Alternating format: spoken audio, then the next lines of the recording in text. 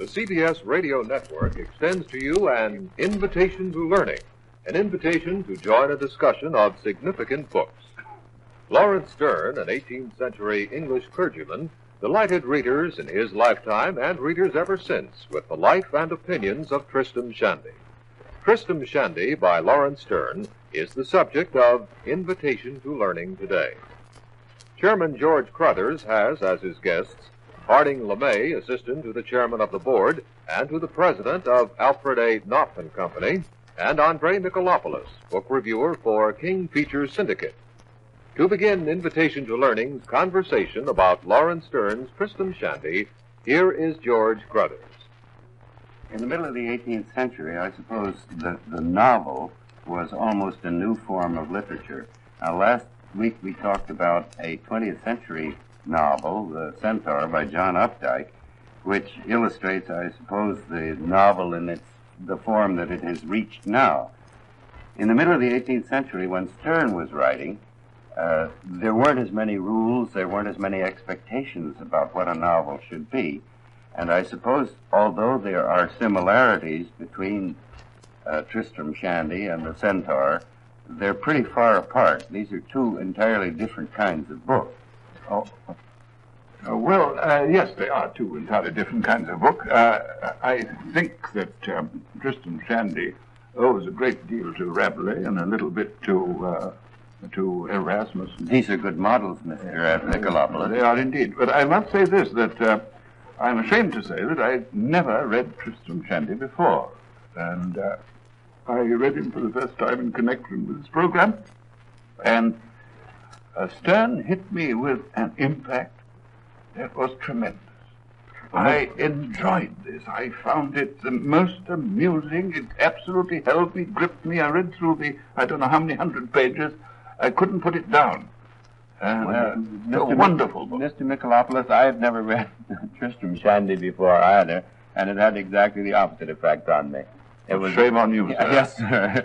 I figured that any book that everybody's been laughing at for so many years, for so many centuries by now, that I don't find funny that the mistake is mine. And I am hoping in a way to be educated this afternoon. But there is one thing I would like to say about the similarity between this and Mr. Updike's Centaur, is that both of them demonstrate that anything is possible in fiction. That you can range from your point, you can devise anything you want to interrupt yourself with. It can be deliberate, as I'm sure it is in both these cases. And yet, both novels deal with a basic kind of impotence in handling one's life. That these characters, everybody tells me are very funny in this book, seem to me to be pathetic and sad and not funny at all. Well, don't you think that George Caldwell was pathetic and sad in a way? You mean in yes, the but Centaur? I think the difference between the 20th century and the 18th century is that Mr. Updike doesn't think they're funny. Oh, well, Mr. Updike was taking his characters very seriously, and I'm sure that the Reverend Dr. Sterne, who was a prebendary at York Cathedral, was taking everything that he touched with his tongue and his cheek. His purpose was to make people laugh. He thought life was so ridiculous that he thought the only thing you could do was laugh about it. But I didn't find much laughter coming out.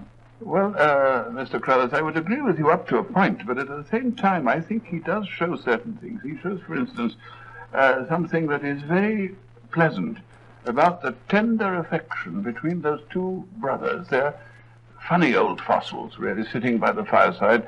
The wife of Walter Shandy is having a baby upstairs, and this seems to be taking great time.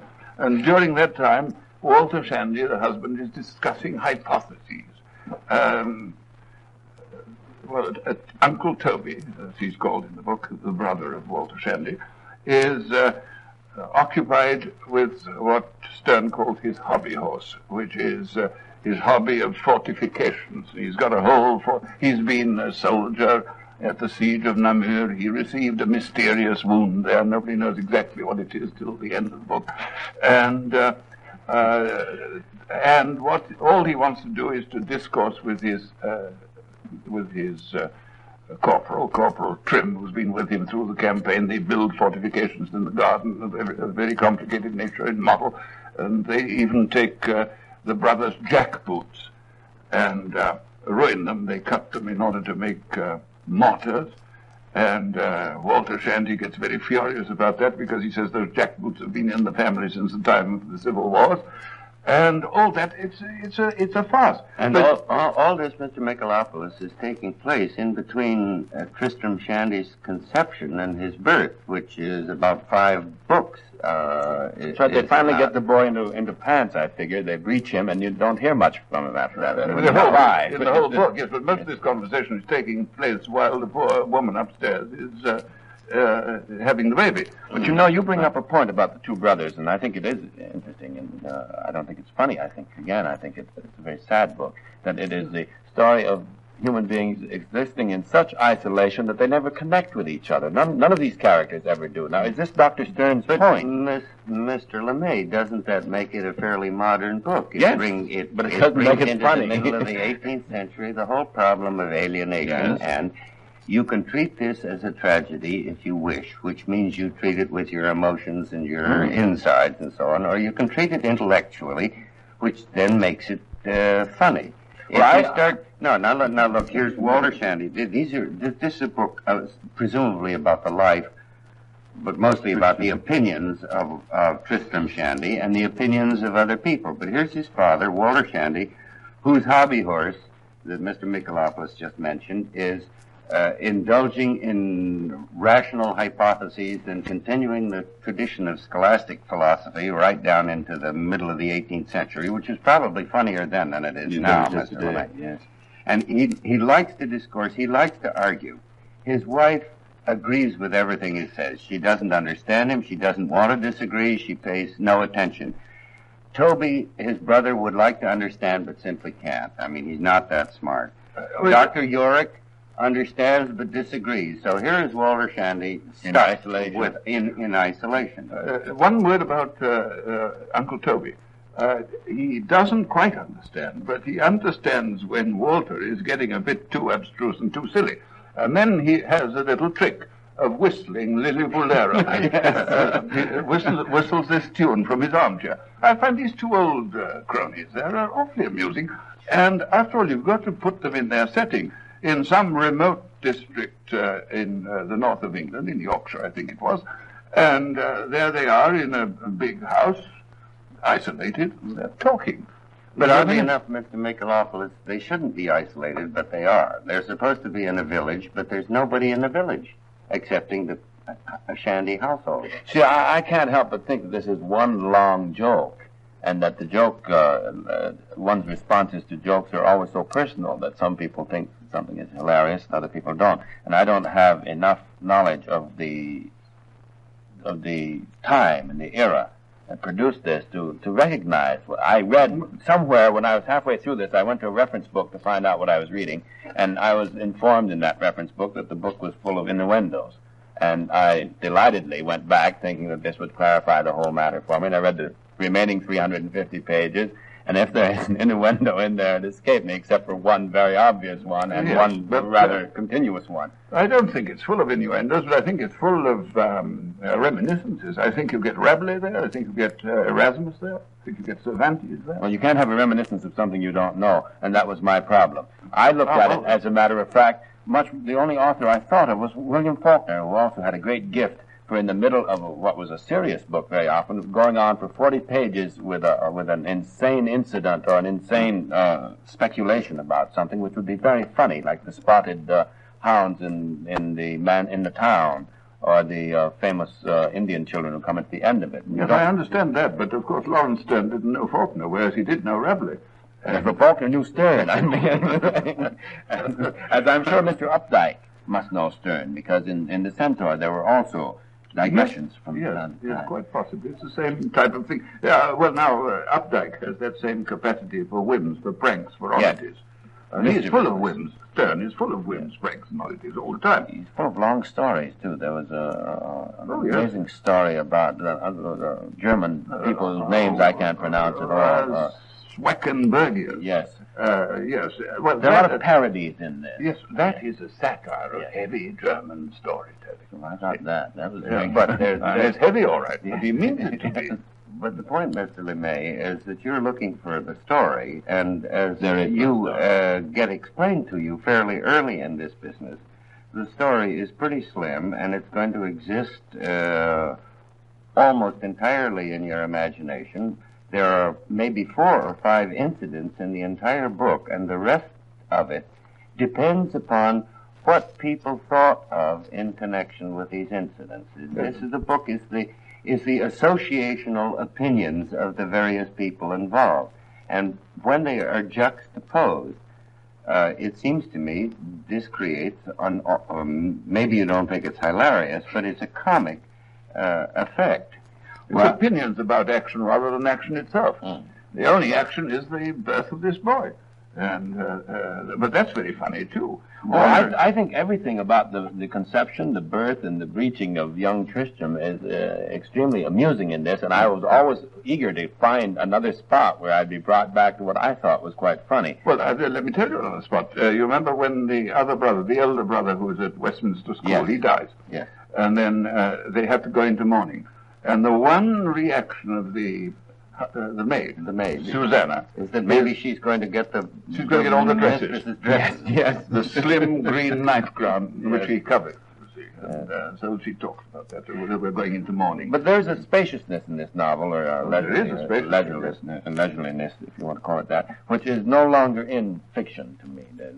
None of us read fiction looking for this. That's the trouble, Mr. LeMay. You're a busy publisher. You get up at 5 o'clock in the morning and read manuscripts in order to be able to get the 8:10 to town, or the subway from Greenwich Village up to Madison Avenue, and you can't waste a moment. So when you get an expansive and leisurely book such as this is, you become irritated. You want to get to the end of the book and find out what happened. No, I don't really think it's that. I think that much of contemporary fiction is just as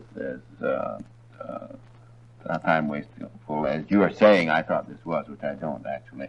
But it seems to me that it is harder for someone whose experience in reading, I don't mean in life, but in reading, is no longer oriented toward this sort of wide, spacious novel in which 40 pages can pass before you, while they're telling what to me would be a good story in 2 pages. Yes, but it depends what you read for. See, now, this expansiveness actually contains so many amusing details that there is the pleasure, if you That's the point of the book. And that's the point of the book. Well, then it was written for people who had a great deal of time and were looking aren't for all little books- pleasure. aren't all books written for people who have time to read them?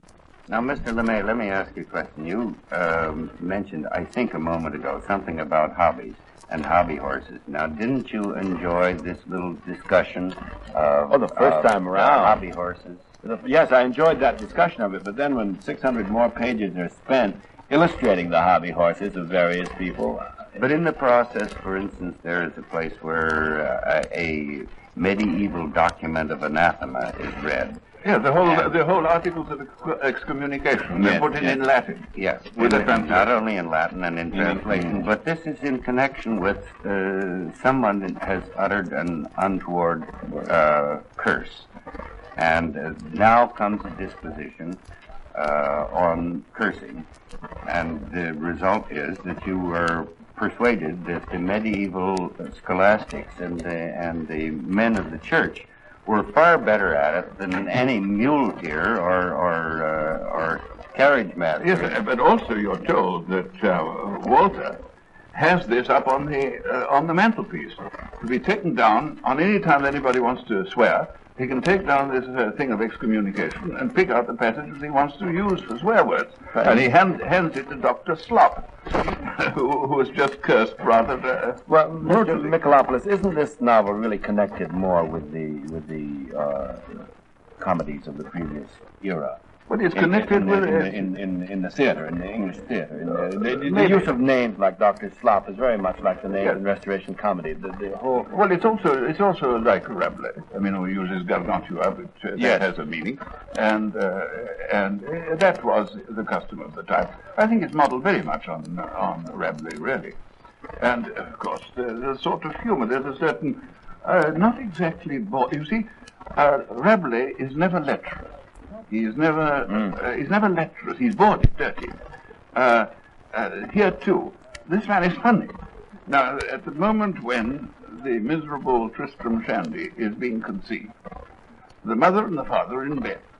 And the mother at that moment asks her husband, "Have you wound the clock?" Because it was always his custom on such occasions to begin by winding the clock.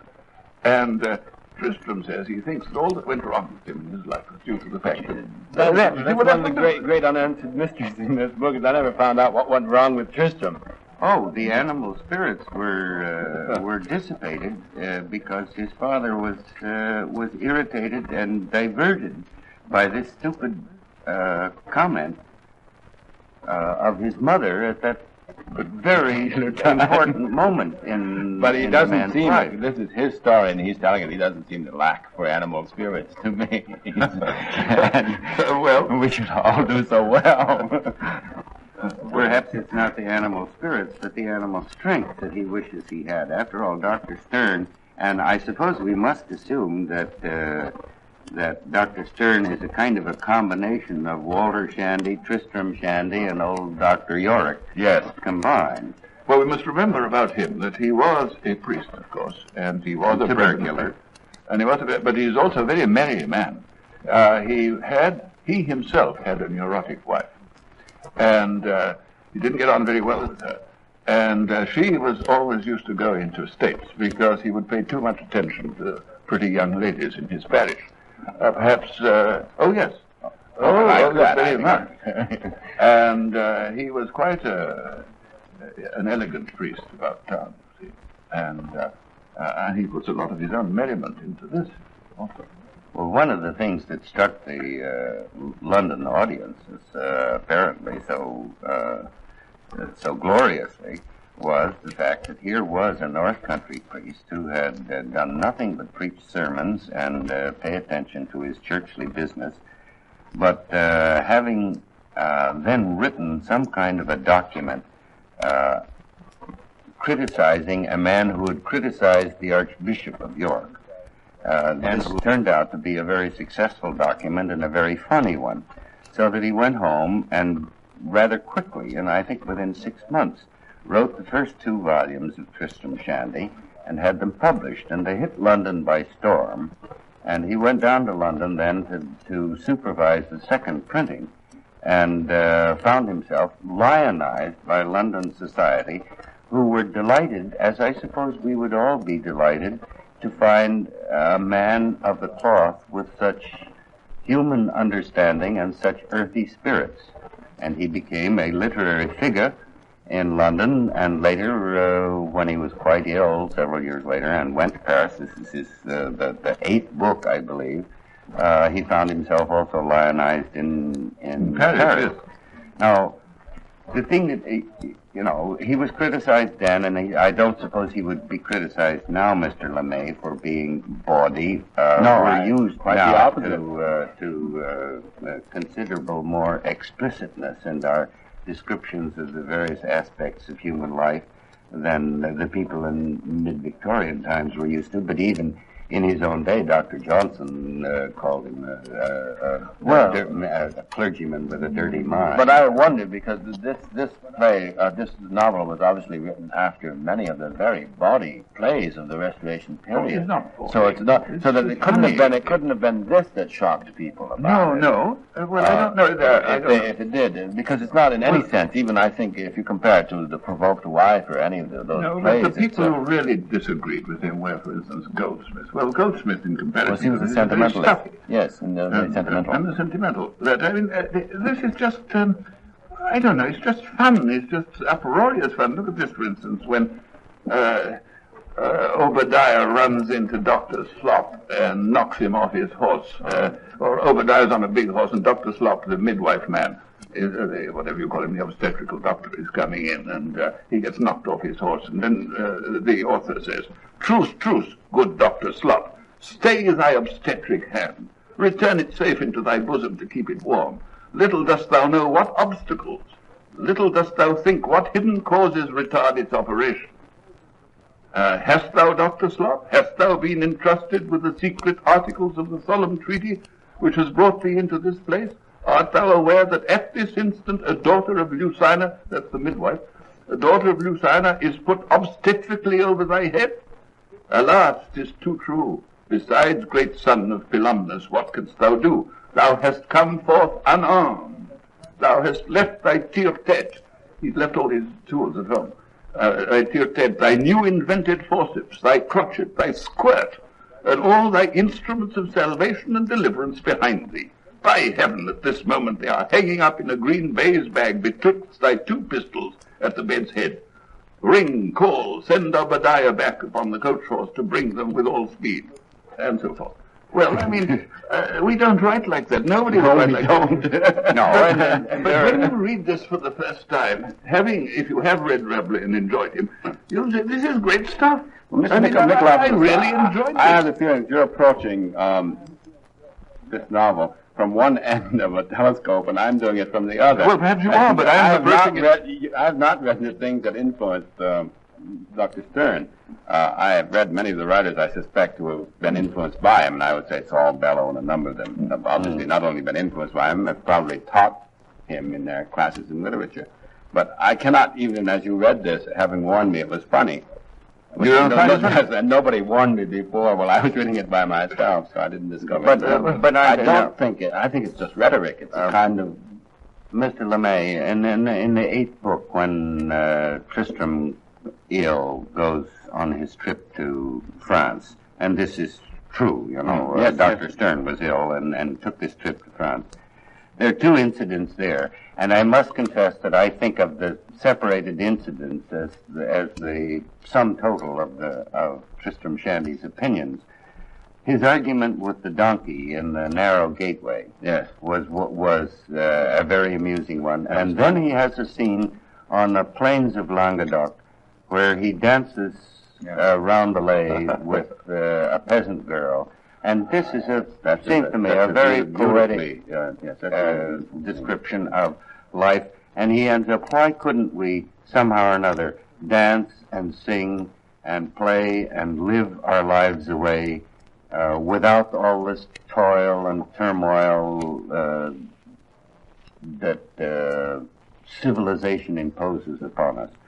In a way, that's what the teacher in the Centaur is trying to say. Why can't we go back and be the Greek gods and half-gods and not have to teach school? Or why can't we understand the place of all of this in our lives and in the life of the universe without so much hectic searching? Yes, and The also... things that touched me in this were the sad things. There's that little thing. There's a great deal of irony. I mentioned Rabelais, I also mentioned Erasmus. Now, from the point of view of Erasmus, you have in Erasmus a continual, ironical, very subtle, he's much more subtle than Sterne, attack on the impiety of theologians who split hairs about very holy subjects. Well, he's got the same thing in that whole passage in which he actually quotes the actual resolution of the Sorbonne about baptism, about the possibility of baptism before the child is born, by means of a squirt.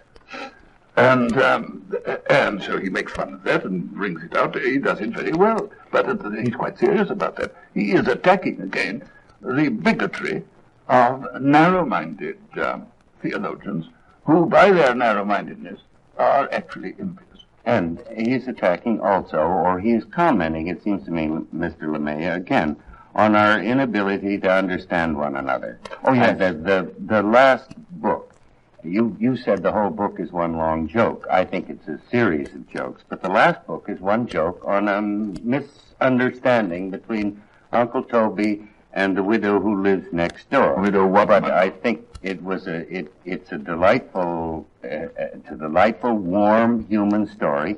It is just one big joke about a misunderstanding. She wants to find out one thing, he thinks the other, and isn't this true of us, true of all of us, even to this day? You have been listening to Invitation to Learning. For today's conversation about Laurence Sterne's Tristram Shandy, George Crothers had as his guests Harding LeMay, assistant to the chairman of the board, and to the president of Alfred A. Knopf and Company, and Andre Michelopoulos, book reviewer for King Features Syndicate. Invitation to Learning is produced by Dr. Carruthers and is a pre-recorded production of the Public Affairs Department of CBS News. This is the CBS Radio Network.